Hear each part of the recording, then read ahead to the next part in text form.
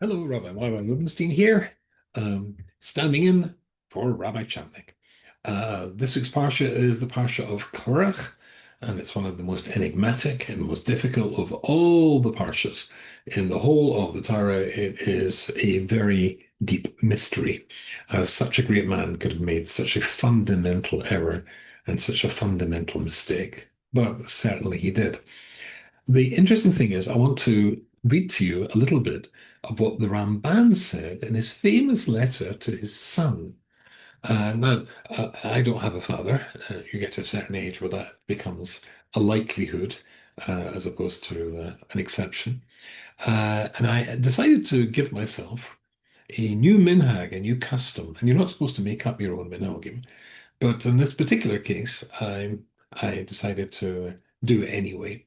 And that is, after I make Havdalah on Motzei Shabbos, then I read out loud at the table the letter which the Ramban wrote to his son. And I'm almost imagining that basically I am the son, because now I'm getting the advice that I am not able to get without, as I am without a father. So in it, he says some very interesting things. Listen to this.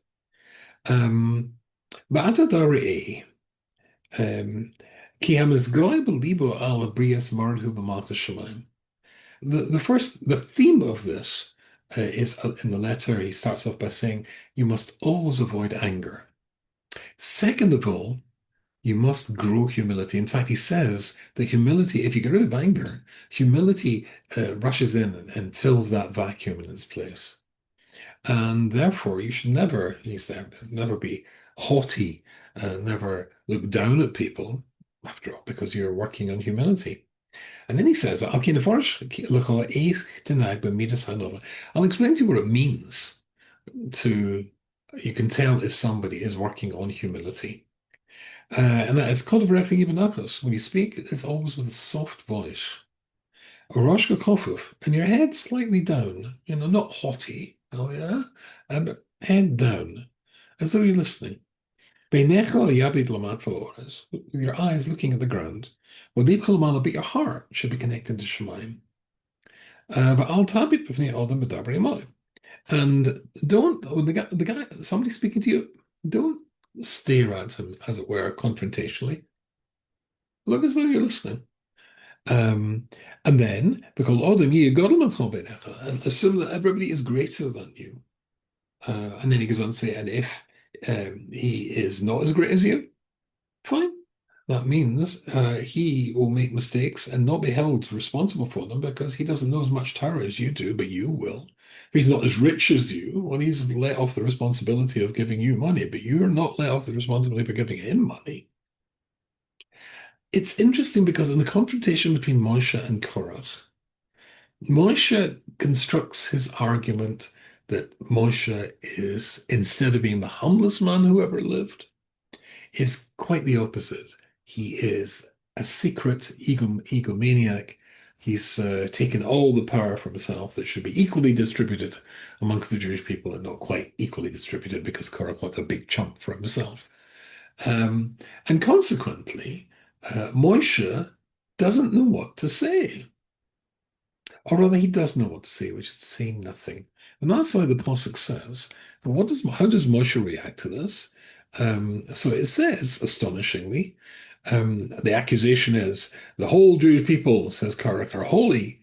And why have you elevated yourself in your ego, in your pride above the whole of God's people?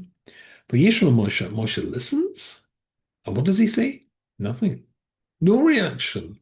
Eyes down, just like the Ramban said, listening intently, but yipal upon it, and he falls on his face. Sometimes somebody makes an argument where there is it's not possible to respond to it. The best you can do is not respond. But at least he is, in falling down on his face, he's giving a very non-verbal response.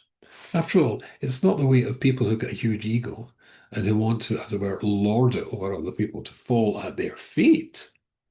It gives the lie to the accusation that Moshe is an egomaniac. But then he turns around and says, okay, let's have an arbitrator.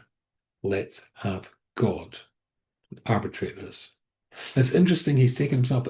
Sometimes you can see that you're not going to win the debate because people aren't listening. Instead, let's have somebody else settle the debate. But Moshe's response is effectively no response. He doesn't argue. He doesn't shout. He just falls down in humility and leaves it up to God. Sometimes that is the ideal response when somebody attacks you. There's no point in trying to argue back because they're not listening. Maybe sometimes it's better to be humble and just leave the thing up to God. And of course, Moshe did that. And ultimately, Korach regretted that that was the path that he took. I think there's some wisdom there for us for the week to come. I wish you all a very, very good Shabbos and a great week in the coming one.